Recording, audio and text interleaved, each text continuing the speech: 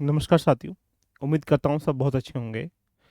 RO के exam के बाद सबसे बड़ी चुनौती बन जाती है कि हमारे नंबर कितने आ पा रहे हैं। आप सभी ने अगर देखा जाए तो जो इस समय पेपर का जो लेवल है उसको देखकर लग रहा होगा कि मेरिट कितना जाएगा या नंबर पर कितने प्री क्वालिफाई कर सकते हैं या उसकी कट ऑफ क्या हो पाएगा। तो फिर 5 मिनट में पूरी स्ट्रेटेजी को समझेंगे कि यदि आपके इतने नंबर आप स्कोर कर पा रहे हैं तो मतलब मेंस की तैयारी करें। जुलाई में होने वाले एग्जाम में जो मेंस है उसको तैयारी कैसे करें, सारी बातें हम लोग वन टू वन करके समझने का प्रयास करेंगे। तो आप जान सकते हैं कि आर का प्रॉब्लम्स में अगर लास्ट ईयर के ट्रेंड को देखें वन टाइम समझ के, तो प्रश्नों का स्ट्रक्चर इस बार अगर देखें तो साइंस के 14 क्वेश्चन हमें देखने को मिले हैं, हिस्ट्री के 11 क्वेश्चन देखने को मिले हैं, इंडियन जो मूवमेंट है, भारतीय जो स्वतंत्रता है उससे 11 क्वेश्चन, 10-11 क्वेश्चन देखने को मिल रहे हैं।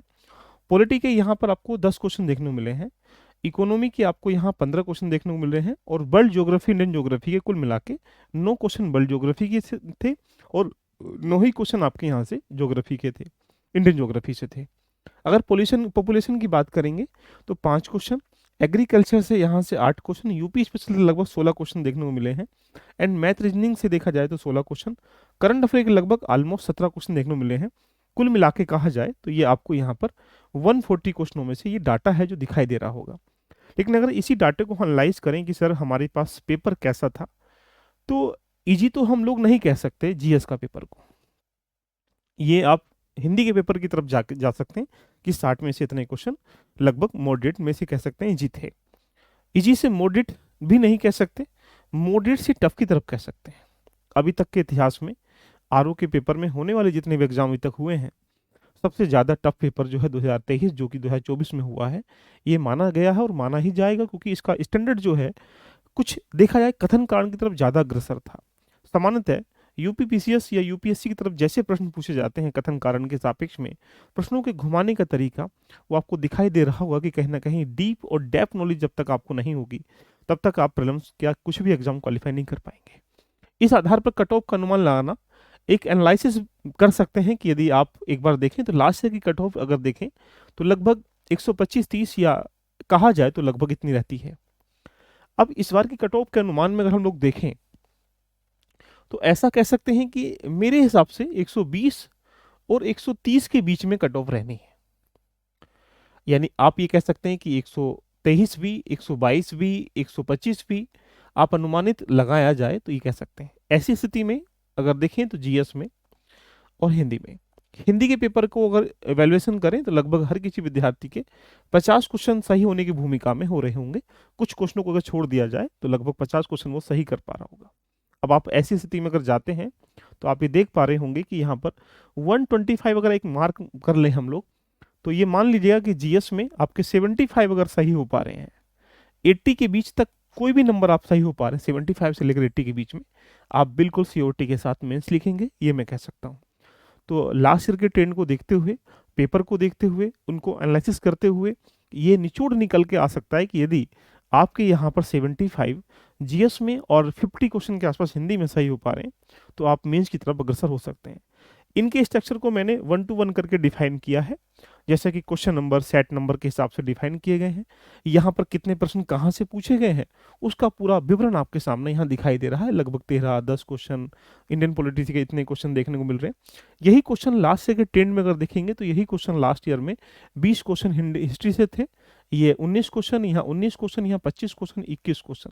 लेकिन अगर इस बार की हिस्ट्री को निकाल लें तो लगभग सामान्य रूप से हम ये कह सकते हैं कि इस बार भी यहाँ पर हिस्ट्री पे 11 क्वेश्चन और 10 क्वेश्चन मतलब 21 क्वेश्चन देखने को मिले हैं। तो ये संभवतः जो एक प्लान है यूपी पीसीएस आरओ का, वो सीक्वेंस में सेम गया है। जैसे इंडियन ज्योग्राफी में और वर्ल्ड ज्योग्राफी में लगभग 22 क्वेश्चन है, इस बार भी लगभग 9 क्वेश्चन देखने को मिले हैं। तो यानी ये कह सकते हैं कि 18 क्वेश्चन हमें देखने को मिले। देखो ये 18 क्वेश्चन है, यहाँ पर ये 23 क्वेश्चन है, ये 18 क्वेश्चन है, यहाँ पर कितना है 19 क्वेश्चन है। तो इस बार भी ज्योग्राफी से 18 क्वेश्चन देखने को मिले हैं, इस बार भी यहाँ पर आपको 21 क्वेश्चन देखने को मिले हैं। तो ये जो सिनेरियो है, इस बार भी 17 क्वेश्चन देखने को मिले हैं, यूपी स्पेशल लगभग 16 क्वेश्चन देखने को मिले हैं, मैथ रीजनिंग से भी 16 क्वेश्चन देखने को मिले हैं। तो वो सेम पैटर्न पे काम कर रहा है। सेम पैटर्न का मतलब पैटर्न उसका सेम ही है। तो मैं ये कह सकता हूँ कि इस बार आरओ के एग्जाम में अगर आपने पार्टिसिपेट किया है और यदि आपके 125 प्लस के आसपास नंबर बन पा रहे हैं, क्वेश्चन सही हो पा रहे हैं, तो ऐसी स्थिति में आप आराम से मेंस लिखेंगे और अपनी तैयारी को 1-2 दिन रेस्ट करने का अब उसको अग्रसर कर दीजिएगा। यदि आप हमारे साथ मिलकर इसकी आगे जर्नी के साथ जो भी आप तैयारी कर रहे हैं, मान लीजिएगा आप तैयारी कर रहे हैं यूपीपीसीएस का, तो यूपीपीसीएस के साथ एलबी लर्निंग एप्लीकेशन पर जा सकते हैं। अभी आपके 17 मार्च के लिए स्पेशल बैच आपको मिल रहा है जहाँ पर 600 का। उसमें क्या होगा, उसमें क्लासेस चलेंगी। अब यूपीपीसीएस क्रैक करने के लिए 3 चीज़ों का होना बहुत ज़रूरी है। आपको प्रॉपर गाइडेंस मिल जाए, प्रॉपर आपके पास टेस्ट हो जाए, प्रॉपर आपका रिवीजन हो जाए, तब जाके आप 17 मार्च के लिए बेटर तैयारी कर पाएंगे। तो यहाँ सिर्फ आपको 600 में ये जो बैच है, ये अगर आप परचेज करते हैं इसके साथ आपको यहाँ पर यूपीपीसीएस की टेस्ट सीरीज है, यहाँ पर ये आपको फ्री ऑफ कॉस्ट मिल जाएंगी, जो कि इस बैच के साथ इन्वॉल्व हैं। तो अब इस बैच के साथ आप कल से आप देख पाएंगे बहुत सारी चीज़ें और एक्स्ट्रा ऑर्डिनरी मिलेंगी, जहाँ पर आप डीप नॉलेज के साथ एंड टेस्ट के साथ रिवीजन के साथ यहाँ से जुड़ सकते हैं। यदि आप तैयारी कर रहे हैं यूपीएससी का, तो वेदांग बैच चल रहा है 26 मई के लिए, इसके साथ आप जुड़ सकते हैं, जहाँ पर उसकी 1000 फीस है। इसके साथ भी आप पूरी कंप्लीट जर्नी लेके चल सकते हैं। यदि आप तैयारी कर रहे हैं यूपीएससी और या पीसीएस का 2025-26 के लिए पूरा कंप्लीट बैच ज्वाइन करना चाहते हैं, तो उसके लिए भी आप यहाँ पर दिया गया है लवासना फाउंडेशन बैच, इसके साथ आप जाकर अपनी जर्नी को रेडी कर सकते हैं। ये रहा लवासना फाउंडेशन में, इसको आप इंस्टॉलमेंट में भी परचेज कर सकते हैं, जो कि IHPCS फाउंडेशन बैच के नाम से ये एप्लीकेशन में इंस्टॉल है। तो जाइएगा, देरी किस बात की है, प्ले स्टोर से इसको डाउनलोड करें, यहाँ से इसको परचेज करें, तब जाके अपनी जर्नी स्टार्ट कर सकते हैं। लेकिन अगर मैं कहूँगा तो कितने नंबर पे जाएगी, तो नंबर मतलब वही है कि 125। अगर क्वेश्चन आपके सही हैं तो आप मेंस की तरफ अग्रसर हो जाइएगा। और पेपर मॉडरेट था, इजी नहीं कह सकते जीएस का। एंड हिंदी की बात करेंगे तो लगभग सामान्य रूप से वो पेपर सभी के लिए, जैसा सबके लिए था वैसा आप ही के लिए है।